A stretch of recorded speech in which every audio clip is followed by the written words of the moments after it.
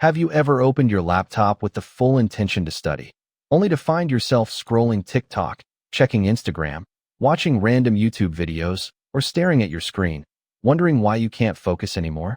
You tell yourself you'll start in 5 minutes. Then 5 minutes becomes 30. 30 becomes 2 hours. And before you know it, the entire day is gone.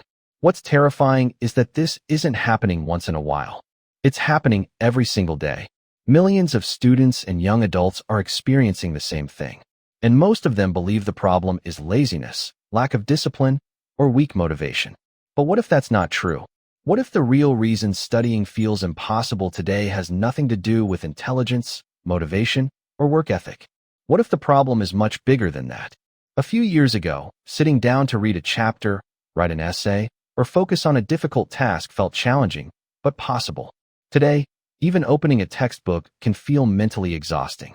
You read the same paragraph 3 times and still don't remember what it said. You constantly feel the urge to check your phone. Notifications interrupt your thoughts. Social media pulls your attention away every few minutes. Even when your phone is silent, your brain keeps expecting something to happen. A new message, a new post, a new video, a new piece of information.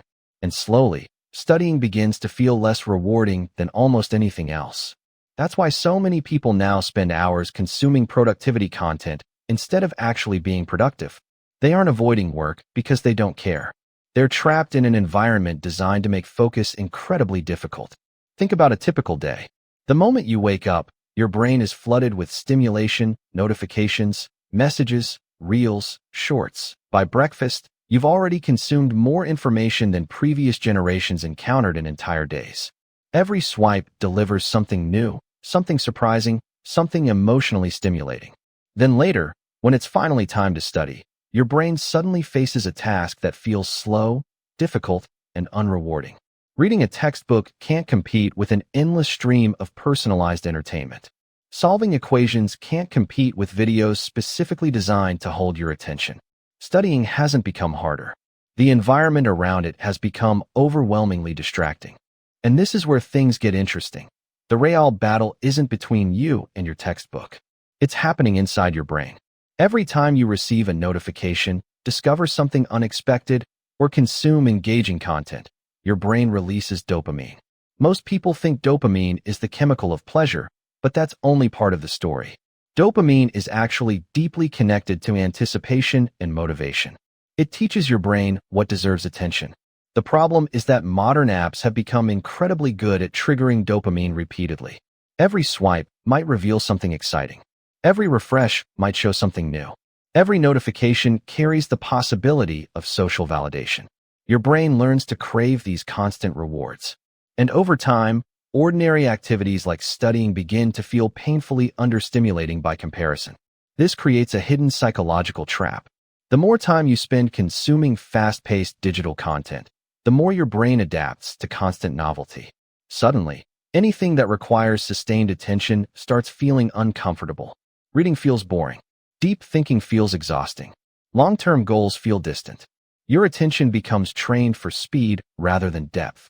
And perhaps the scariest part is that most people don't notice it's happening. They assume they've become less disciplined, less intelligent, less capable. But in reality, many of them are experiencing the consequences of an attention system that has been reshaped by years of digital overstimulation. The issue isn't simply distraction anymore. It's conditioning. The emotional consequences run deeper than poor grades or unfinished assignments. Every day you tell yourself you'll study and fail to follow through, a small amount of self-trust disappears. You start questioning your abilities. You watch others succeed and wonder what's wrong with you. Anxiety grows because deadlines keep approaching. Regret grows because you know you're capable of more. And loneliness appears because nobody else seems to understand why focusing feels so difficult. But behind that frustration is something even more painful. The feeling that you're watching valuable years of your life disappear into endless scrolling. Hours become days. Days become months. And eventually, many people wake up wondering where all that time went. But here's the good news. Your attention isn't broken. It has been trained by forces most people never consciously noticed. And what has been trained can be retrained. The solution isn't superhuman discipline. It isn't waking up at 4 a.m. It isn't buying another productivity course.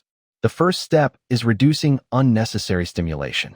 Create periods of the day where your brain can exist without constant digital input. Put your phone in another room while studying. Disable non-essential notifications. Allow boredom to exist again because boredom isn't the enemy.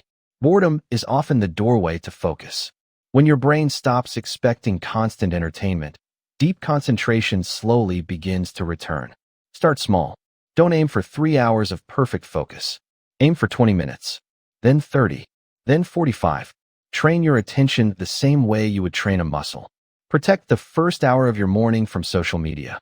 Create environments where studying is the easiest option available. Most importantly, stop measuring yourself against people posting highlight reels online. Your battle is not against other people. It's against systems competing for your attention every second of the day. And every moment you consciously reclaim your focus, you're taking back control of your mind. The truth is that studying feels impossible today because you're trying to focus in an attention economy specifically designed to make focus disappear.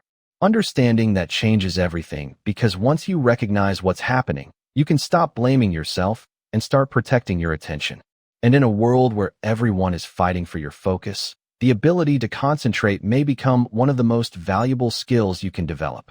If you enjoyed this video, subscribe to the channel because here, we explore how smartphones, social media, algorithms, and the digital world are quietly reshaping human psychology, behavior, and attention. And if you want to understand the deeper forces influencing your thoughts, emotions, and decisions every day, watch the next video. The internet knows how to control you. Because once you see how the system works, you'll never look at your screen the same way again.